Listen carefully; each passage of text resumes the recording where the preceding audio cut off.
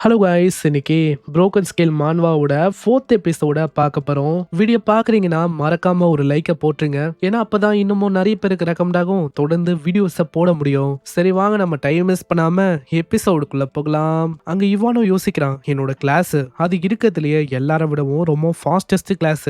என் வேகத்துக்கு முன்னாடி யாராலையுமே நிக்க முடியாது. அப்படி இருக்கும்போது இவனை மாதிரி ஒரு பர்சனால நிக்க முடியுமா என்ன? நம்ம ஹீரோவும் அந்த தாக்குதல் எல்லாத்தையுமே பிளாக் பண்ணிங்கன்னே யோசிக்கிறான். நான் யோசிச்ச மாதிரியே எஸ் ரேங்க்னா சும்மா இல்லப்பா, அவனோட வேகம் அது வழக்கத்தை விட ரொம்பவும் அதிகமா இருக்கு. நூறு சைடு நம்ம டாவும் யோசிக்கிறான், கண்டிப்பா இவான் உங்களால முடியும், அவனா அவங்க முன்னாடி ஒண்ணுமே இல்ல. அங்க இவானும் தாக்கும் போது யோசிக்கிறான், ஆளு ரொம்ப ஸ்லோவா இருக்கான், சிம்பிளா இவன்லாம் எனக்கேத்த ஆப்பனண்டே கிடையாது. ஏன்னா எஃப் ரேங்க் எப்பயுமே எஃப் ரேங்க் தான், அதை மாத்த முடியாது. அவ்வளவுதான், இந்த ஸ்ட்ரைக்ல ஒட்டுமொத்தமா நான் முடிக்க போறேன் இப்படின்னு ஜின்னுக்கு பின்னாடி வந்துட்டு பயங்கரமா ஆளு தாக்குறான். அவ்வளவுதான், அந்த இடமே ரத்தமா பரவும். ஆனா அந்த ரத்தம் ஒன்னும் ஜின்னோட ரத்தம் இல்ல. ஜின்னு அசால்ட்டா உன்னோட கைய வச்சு அங்க தடுக்கிறான். மாட்டிக்கின பாத்தியா, யாரு ஜெயிக்கணும் அப்படின்னு ஆல்ரெடி டிசைட் பண்ணியாச்சு, அதனால இதை ஒன்னும் மாத்த முடியாது. அப்படா ஜின்னு வேணும்ட்டே தான் இதெல்லாம் ஸ்டார்டிங்ல இருந்தே பண்ணானா? அவனோட இன்டென்ட் அது ஒன்னும் வேகம் இல்ல, என்னோட பிளேடை எப்படியாச்சும் ஆளு பிடிக்கணும், அதுக்குதான் பண்ணிருக்கான். இப்பதான் எனக்கு புரியுது எதனால ஆளு எப்பயுமே நான்ரன் சிட்டியோட டாப் ரேங்கிங்ல இருக்கான்னு. பரவாயில்ல, இதுவும் ரொம்ப ஜாலியா தான் இருக்கு. ஏன்னா ஃபைனலி இப்பதான் ரொம்ப இன்ட்ரெஸ்டிங்கான விஷயம்லாம் ஏற்படுது. ஜின்னு இதை ஒரு வாய்ப்பா வச்சு தாக்க வரான். ஆனா ஆளு டேகரை விட்டு அப்படியே தப்பிக்கிறான். நீ தப்பிச்சிருக்கலாம், இருந்தாலும் டேகர் அது என் கிட்டல இருக்கு. அதே மாதிரி இவான், உன்னோட காம்பேக்ட் எக்ஸ்பீரியன்ஸும் உண்மையிலே இம்ப்ரெசிவா இருக்கு. ஆனா ஒரு விஷயத்த நீ மறக்கிற அப்படின்னு நினைக்கிறேன். ஏன்னா ஆக்சுவலா வெப்பன் இல்லாம எப்படி இந்த இடத்துல என் கூட சண்டை போட போற? யாரு சொன்னா என் கிட்ட வெப்பன் இல்லைன்னு?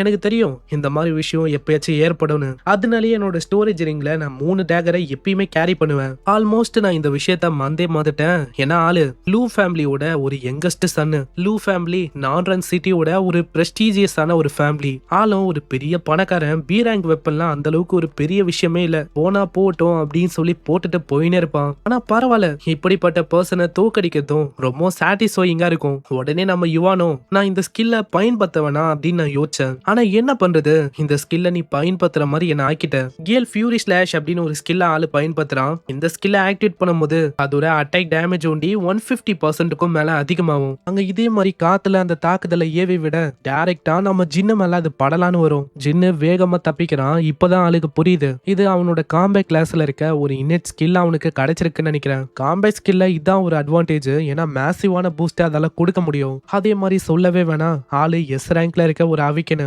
இவனோட அட்டாக்ஸ் அது கம்ப்ளீட்டா ரொம்ப ஸ்ட்ராங்கா இருக்கு. ஆளோட மூவ்மெண்ட் ரொம்ப வேகமா இருக்கு.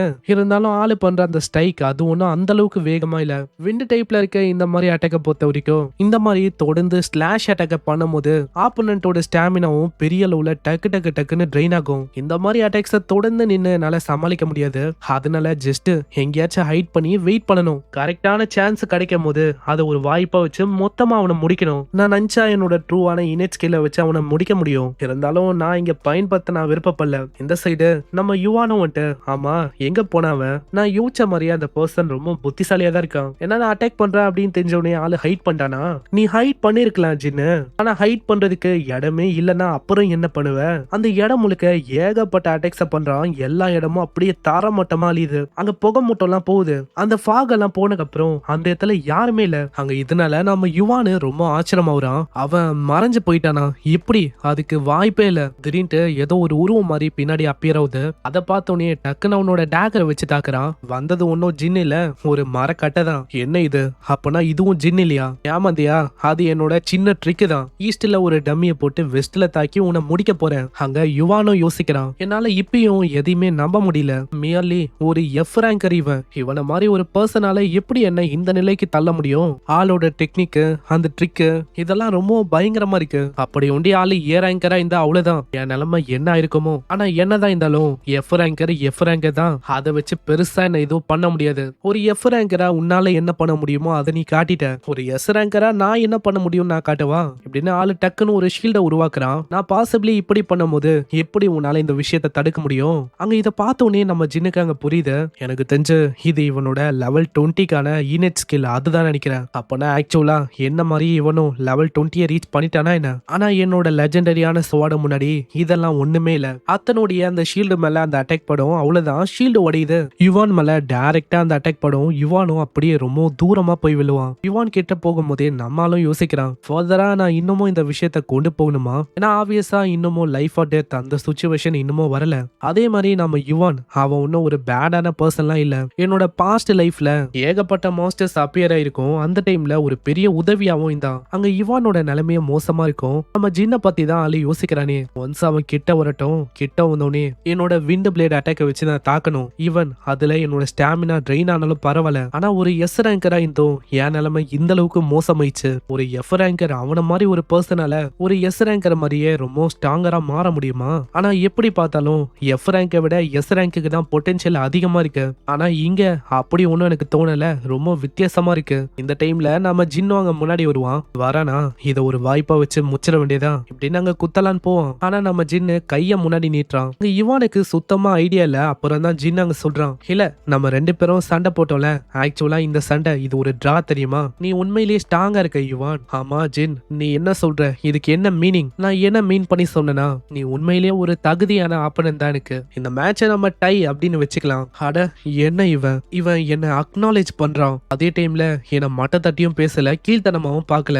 நானும் இங்க ஸ்ட்ராங் தான், அவனும் இங்க ஸ்ட்ராங் தான். எனக்கு நல்லாவே புரியுது. நம்ம என்னதான் ஸ்ட்ராங்கரா மாறினாலும் நம்மள விடவும் ஏதாச்சும் ஒரு பர்சன் ஒரு மவுண்டன் மாதிரி ஸ்ட்ராங்கரா இருக்கதான் செய்வான். ஜின்னு, உன் மூலமா இந்த உண்மையை நான் கத்துக்கினேன். இப்படியே ஹேண்ட் ஷேக் பண்ணின்னு நம்ம ஜின்னு கிட்ட ஆளு சொல்லுவான், நம்ம நெக்ஸ்ட் ஃப்ரெஷ்மன் டோர்னமெண்ட்ல திரும்பவும் சந்திக்கலாம். அந்த இடத்துல டெஃபினட்டா நான் உன்னை டிஃபீட் பண்ணாம நான் விட மாட்டேன். அப்படியா? நீ இன்னமும் ஹார்ட் ஒர்க் பண்ணணும்னு நினைக்கிறேன். இல்லனா அவ்வளவுதான். நெக்ஸ்ட் டைம் என்னோட ஆப்பனண்டா இருக்கிறதுக்கான அந்த குவாலிஃபிகேஷன் அது கூட உனக்கு இல்லாம போகலாம். இதுக்கப்புறம் நம்ம யுவான் அங்க போக ஆரம்பிக்கிறான். டாவுக்கு பயங்கர கடுப்பா இருக்கும். டாவும் பயங்கரமா கத்துறான், யுவான் மேலேயே நீ கைய வச்சுட்டல, நெக்ஸ்ட் டைம் நீ மாட்டும் போது கண்டிப்பா நான் உன்னை விட மாட்டேன். இது கேக்குற நம்ம யுவானும், நீ இதுக்கப்புறமா அந்த மாதிரிலாம் பேச வேணாம். என் மேல எந்த அளவுக்கு உனக்கு ரெஸ்பெக்ட் இருக்கோ அதே மாதிரி நம்ம ஜின்னியும் நீ ட்ரீட் பண்ணணும். ஓகே கண்டிப்பா ஜின்னு, நெக்ஸ்ட் டைம் இந்த மாதிரி நடக்காது. கண்டிப்பா ஆல் அவுட்டா நான் போக போறேன். உன்னை பீட் பண்ணாமையும் நான் விட மாட்டேன். ஜின்னும் அது எல்லாத்தையுமே பார்த்துக்கினே யோசிக்கிறான். அப்படி நீ ஸ்டார்டிங்லயே ஆல் அவுட்டா போயிருந்தா கண்டிப்பா அந்த இடத்துல நல்லா ஜெயிக்க முடிஞ்சிருக்காது. இருந்தாலும் மாடிஃபிகேஷன் அந்த ஸ்கில்லை வச்சு அசால்ட்டா நான் அந்த ஸ்கில்லை தகுத்து எஞ்சிட்டேன். இந்த விஷயத்த பத்தி ஆளுக்கு அங்க தெரியல. ஆனா என்ன ஒரு சோகமான விஷயம்னா, இந்த ஃபைட்ல இருந்து பெருசா எனக்கு எதுவும் கெயின் ஆகல. இந்த மேட்ச் ஒரு டிரானால அந்த டேகரையும் நான் அவனுக்கே கொடுக்குற மாதிரி ஆயிடுச்சு. இப்படின்னு அதை பத்தி எல்லாம் ஆளு யோசிக்கிறான். அப்புறம் சைட்ல நல்லா பார்த்தா வித்தியாசமா நிறையவே அந்த லேக்கு க்ளோ ஆகுது. இதுக்கு முன்னாடி வரைக்கும் நான் அந்த விஷயத்த நோட் பண்ணல. அந்த அட்டாக்ஸ் எல்லாம் முடிஞ்சக்கு அப்புறம் தான் இந்த விஷயத்த நான் நோட் பண்ணேன். இந்த பாய்சன் டிராகன் லேக்குள்ள ஏதோ ஒரு விஷயம் மர்மமா இருக்குப்பா. மேபி இதுக்குள்ள நான் தேடி வந்த அந்த ரேரான பாஸ்டியல்ல இருக்க மாஸ்டர் அதுவும் இருக்க வாய்ப்பு இருக்கு. Skill modification, immunity damage immunity poison அப்படின்னு ஆளு சேஞ்ச் பண்றான். 20 மினிட்ஸுக்கு டி ரேங்கோ இல்ல அதுக்கு கீழே இருக்கிற பாய்சன். அதனால நம்ம ஹீரோக்கு பெருசா எதுவும் ஆகாது. பரவாயில்ல, இந்த ஸ்கில்லுனால என்னோட ஆன்டிடோட் அது சேவ் ஆகுது. சரி, இந்த ஃபாகுக்கு இடையில அப்படி பெருசா என்ன இருக்குன்னு போய் பார்த்தலாம். ஏன்னா இந்த லேக்கோட சென்டர்ல இருந்து தான் ஒரு பயங்கரமான டாக்ஸின் மாதிரி ஏதோ ஒரு விஷயமும் இந்த லேக்கு முழுக்க பரவின்னு இருக்கு. இந்த லேக்கை பார்க்கும் போதே சொல்ல முடியுது இந்த லேக் முழுக்க ஒரே பாய்சனா தான் இருக்கு. மேபி நான் தேடி வந்த அந்த லெஜெண்டரியான பாய்சன் டிராகன் அதுவும் இதுக்குள்ள வாழ வாய்ப்பு இருக்கு. போய் பார்த்துடலாம் இப்படின்னு நம்மளும் குதிச்சு உள்ள போறான். உள்ள போகும்போது எல்லாமே வீக்கான கிரியேச்சரா தான் இருக்கும். நான் யோசிச்ச மாதிரி ஒன்னும் அந்த அளவுக்கு பெருசா உள்ள எதுவும் இல்ல. ஆனா இப்படி ஆளு யோசிச்சுக்கினே உள்ள போகும்போது திடீர்னு ஒரு பெரிய கிரியேச்சர் நம்ம ஹீரோ முன்னாடி அப்பியர் ஆகுது. அது ஒரு ஆர்மர்டு crocodile லெவல் 18ல இருக்க ஒரு மிருகம். அதுவும் அப்படியே கடிச்சு முழுங்கலான்னு வரும். ஜஸ்ட் மிஸ், நம்ம ஆளு எப்படியோ அங்க தப்பிக்கிறான். என்ன அதுக்குள்ள என்ன சாப்பிடலான்னு பாக்குறியா? அந்த மாதிரி விஷயம்லாம் ஏற்பட வாய்ப்பே இல்ல. ஆனா நீ என்ன தேடி வரும்போது நான் எப்படி உன்னை அப்படியே விட முடியும்? அதனால உன்னை என்னோட மெட்டீரியலா நான் ஏத்துக்கிறேன் அப்படின்னு நம்மாலு அந்த லெஜெண்டரியான ஸ்வாட தூக்கி அடிக்க அதுக்கு ஆர்மர் பெனிட்ரேஷன் அதுக்கான ஸ்கில்லும் இருக்கும். டைரக்டா வாய்க்குள்ள போய் வைத்தி கிழிச்சு வெளியில வரும். நம்மால அவனோட ரிங்ல இந்த பெரிய மாஸ்டரை ஸ்டோர் பண்ணலான்னு பாக்குறான். ஆனா இதோட சைஸ் ரொம்ப பெருசா இருக்கனால அந்த விஷயத்த அங்க பண்ண முடியல. சரி, நான் நியூவா அக்யூர் பண்ண அந்த டிஸ்மேண்டல் அந்த ஸ்கில்ல பயன்படுத்துறதுக்கான சரியான டைம் இதான் நினைக்கிறேன். ஆக்டிவேட் டிஸ்மேண்டல் அப்படின்னு சொன்னோடனே அந்த ஸ்கில்லுனால அந்த crocodileோட உடம்பும் அப்படியே டிஸ்மேண்டல் ஆக ஆரம்பிக்குது. அந்த இடத்துல ஒரு மிகப்பெரிய ஒளியும் அப்பியர் ஆகும். அங்க போனு மீட்டு ஹைடு எல்லாமே அங்க தனித்தனியாகுது. அதுல பெருசா மீட்டும் போனும் அந்த அளவுக்கு வேல்யூபிளா அங்க தெரியல. அதுல ஹைட் அப்படின்னு ஒரு விஷயம் இருக்கு. அந்த ஹைடுல ஐஸ் ரெசிஸ்டன்ஸ் அப்படின்னு அதுக்கான ப்ராப்பர்ட்டிஸும் இருக்கு. பரவாயில்ல, மத்ததை கம்பேர் பண்ணா இது பயனுள்ளதா இருக்கு. நின்னு யோசிக்கும் போது அவன் மேல அந்த ஒளியும் பயங்கரமா அடிக்கும். என்னடா இது அப்படின்னு நல்லா பாக்குறான். அப்புறம் தான் ஆளுக்கு ரியலைஸே ஆகுது இந்த சண்டையில ஆளு தெரிஞ்சோ தெரியாமலோ அந்த ஒளிக்கு ரொம்ப நெருக்கமா வந்துட்டான். நம்ம ஆளுக்கு தெரியல அது என்ன விஷயம்னு. இதனால போயிட்டு செக் பண்ணலாம் அப்படின்னு யோசிக்கிறான். இங்கல இருந்தா அந்த ஒளியும் பயங்கரமா அப்பியர் ஆகுது. கண்டிப்பா இங்கதான் ஏதோ ஒரு விஷயம் இருக்கு இருக்கு. அப்படி என்னோட லக்கு ரொம்ப குட்டா இருந்துச்சுன்னா ஒரு பயங்கரமான விஷயமும் என் கையில மாட்ட வாய்ப்பு இருக்கு. ஆட இது ஒரு பாய்சன் டிராகன் தானே. அது ஒரு ஃபீமேல் பாய்சன் டிராகன். அதோட லெவலும் 43ல இருக்கு. ஆனா நான் யோசிச்ச மாதிரி இது ஒன்றும் அந்த அளவுக்கு பெருசா இல்ல. இன்னமும் அது க்ரோயிங் ஃபேஸ்ல தான் இருக்கு. இந்த மாதிரி ஒரு லெஜெண்டரியான ஹை டியர்ல இருக்க மாஸ்டர்ஸை நான் பார்ப்பேன் அப்படின்னு நான் யோசிக்கல. ஆனா ஒன்ஸ் இது மெச்சூர்ட் ஆனவுடனே இதோட லெவல் அது அட்லீஸ்ட் 70க்கும் மேலேயாச்சும் இருக்கும். ஆளு அந்த முட்டையை பார்த்து யோசிக்கிறான். அந்த முட்டையை ஒண்டி தூக்கிட்டா போதும், அது கூட கான்ட்ராக்டையும் நம்மளால மேக் பண்ண முடியும். ஆனா பிரச்சனை என்னன்னா இதே மாதிரி தான் ஆல்ரெடி நிறைய பேர் இங்க வந்திருக்காங்க.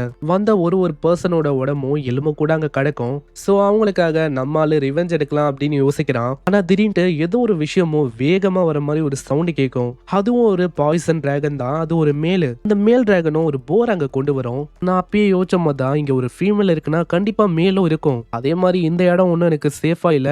இப்போதைக்கு என்னால இது ரெண்டுத்தையும் பீட் பண்ண முடியாது. அதனால நான் இன்னமும் ஸ்ட்ராங்கரா மாண்டக்கு அப்புறம் மீதி விஷயத்த அப்புறமா பாத்துக்கலாம். இதே மாதிரி ஆளு வெளியில வரான். இப்போ நம்ம ஆளு கிட்ட ஒரு கிளியரான ஐடியாவும் இருக்கு.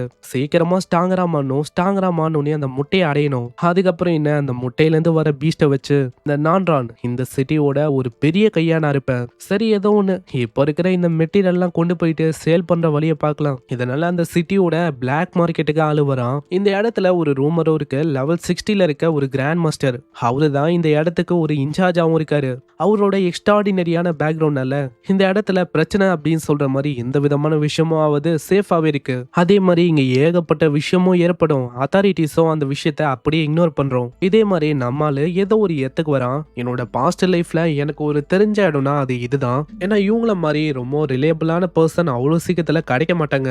இதே மாதிரி ஆளும் உள்ள வரான். ஆல்ரெடி ஒரு 2 பேர் இருக்காங்க. அவங்களும் அவங்க கிட்ட இருக்கிற பொருளை விற்கலான்னு ட்ரை பண்றாங்க. ஆனா விலையை இன்னமும் கூட்டி அதிகமா அவங்க கேக்குறாங்க. ஹேய், உங்களுக்கு நான் இந்த அளவுக்கு ஹையஸ்டா பிரைஸ் தரதே பெரிய விஷயம். நான் இந்த ஸ்ட்ரீட்டை பொறுத்த வரைக்கும் ஹையஸ்ட் பிரைஸ் தரதுன்னா அது நான் ஒண்டிதான். ஒண்ணு என்கிட்ட சேல் பண்ணுமா, நீங்க சேல் பண்ணுங்க. இல்லையா இந்த இடத்த விட்டு தயவு செஞ்சு போங்க. பின்னாடி நம்ம ஹீரோ பார்த்தோன்னே, ஆமா ஹைஸ்கூல் தம்பி, உனக்கு ஏதாச்சும் விற்கணுமா என்ன? இதை பாக்குற அந்த 2 பேரும், அட என்ன பாஸ், கொஞ்சம் அவனோட ட்ரெஸ்ஸை பாருங்களேன். அவன் ப்ராப்பரான ஒரு அவுட்ஃபிட்டை கூட போடல.